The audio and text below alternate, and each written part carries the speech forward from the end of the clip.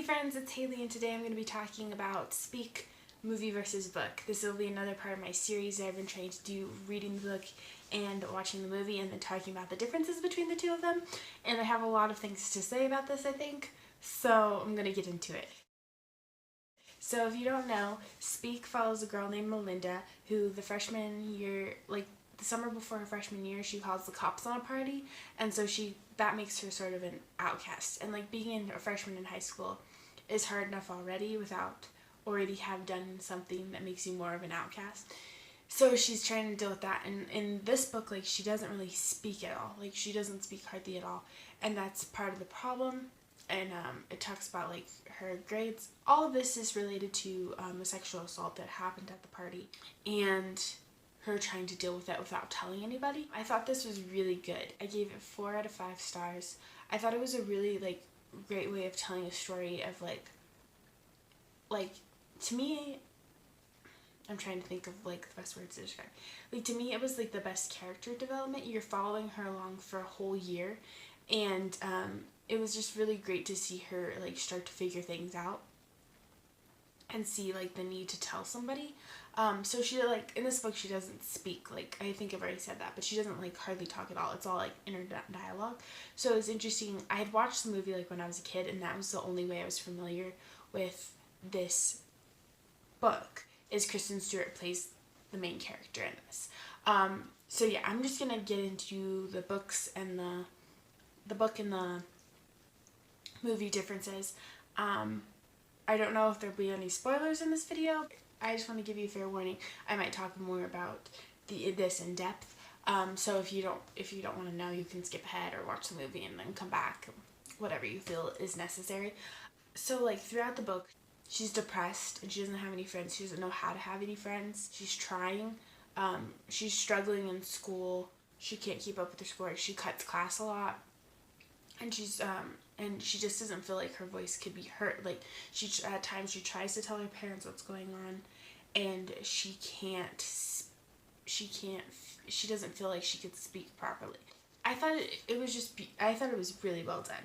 There's at one point that I really like, and they showed this in the movie too, where she gets a sketch set for Christmas, and they said, her parents said, we've noticed you've been drawing, and then she was she was almost gonna say it, but the words couldn't come. But the fact that her parents noticed her, she felt like she couldn't be noticed.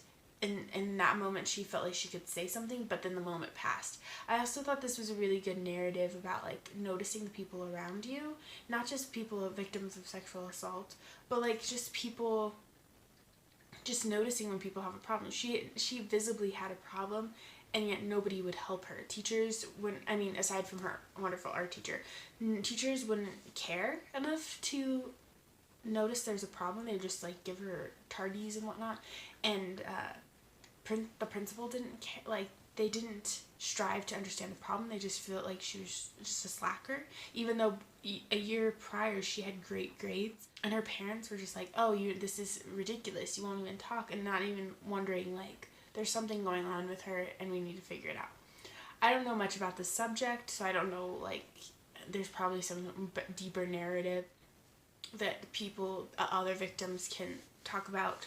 But to me, that was a very interesting point of view, and I thought it was very eye-opening. Yeah, so with the book and the movie, the movie was very spot on, I felt to the book. A lot of since I read the book and watched the movie very close together, there was a lot of things, a lot of the dialogue word for word, of the scenes that they put into the movie. Obviously you can't put the whole book into the movie, but of the scenes that they put into the movie, almost all of it, I would say, was word for word. They did add some other things into it for movie purposes, which you have to do. You cannot make a book exactly like the movie. It's just not possible because you're watching it visually. Also, in the movie, they show her, you find out what happened to her a lot earlier. But that's just you're watching a movie, it's visual, you have to kind of know what's going on. Also, Hollywood, she was a lot more, normal looking to me than I pictured normal being not a great word to use to describe that. But like she was a lot like plainer looking than I imagined in the book. In the book, she was just very distraught and very like, to me, the way I pictured her would be that she was just like, her hair was very greasy, she didn't dress well. And in the movie they start to show that a little bit, but not to the extent, but I mean, it's a movie, so how much are you gonna watch a girl who just like doesn't shower? I don't know, it's a Hollywood thing. So there was that, like I expected Kristen Stewart to look a lot gnarlier than she did because of the time that this girl is supposed to be going through. She's supposed to be very depressed, not caring. Also in the movie she doesn't skip school hardly at all, and the grades aren't as big of a deal in the movie as it is in the book. In the book she's like flunking out. In the movie they touch on it, but it's just not as big of a thing. Like, to me, she didn't seem in the movie as distraught as in the book. In the book, I liked it because she is so depressed and so like she does not talk throughout the whole book, and then you see like a revelation in her, and like you can see the difference, like you can see the character development because you've been spending this whole time with her trying to figure it out, and then all of a sudden she's like, I cannot stay silent, I have to say, and like you see, like it's like a light switch. To me, I really enjoyed that. I don't know if other people enjoyed that kind of thing. I did. I really liked that you could see like a drastic difference of who she was before to who she was when she decided to speak up. I thought that was very well done. In the movie, I didn't feel like it was as drastic. She talked in the movie, and it's like hard not to have a character who doesn't talk, the main character not talk. So I understand. And I mean, she doesn't talk a lot. Like, it's not like it's a drastic difference, but she does talk more. And I think that made it less of a drastic difference come the end, because she was always kind of quiet, but she talked. And like in the book, her parents are like, just talk, like speak up, like say something, and like she just won't. And in the movie she's like, oh yeah, and I understand, like you're trying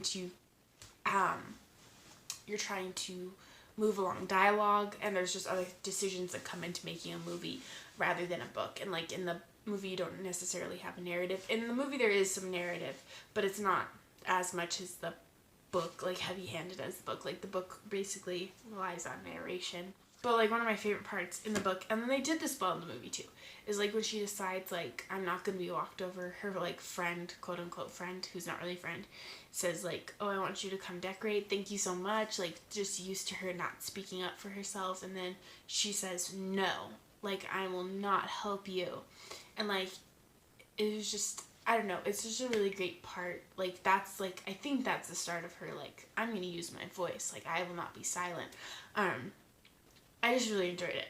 I did really like it. I thought the movie was really well casted. Like I thought Kristen Stewart was like one of the best people to play that part. The art teacher, he was in You've Got Mail. I love him. It was just like, I could envision like all the people that had been in the book. Like I could picture all these people like cast it, like it, or you know, vice versa. Like in the book I could see all these people playing those parts. I thought it was really well casted, really well done. Yeah, I think the movie did the best that it could with the subject matter that it had, with the way that the book was formulated. I thought it was done well. Yeah, so I think the movie's like a pretty good shot.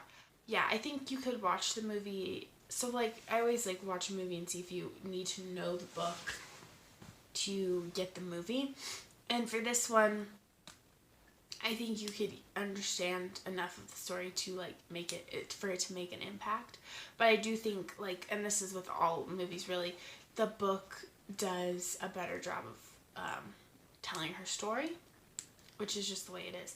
But I do think the movie's worth watching, especially if you read the book and you want like a visual. It's definitely worth watching. But in this scenario, I would say the book is way better than the movie. So it's up to you. But that's just my talk on Speak, the movie and the book. Let me know your thoughts below about the book or the movie or one or the other or both. I'd really like to know in the comments below. Thanks so much for watching. I hope to be back with another video soon. Thanks, guys.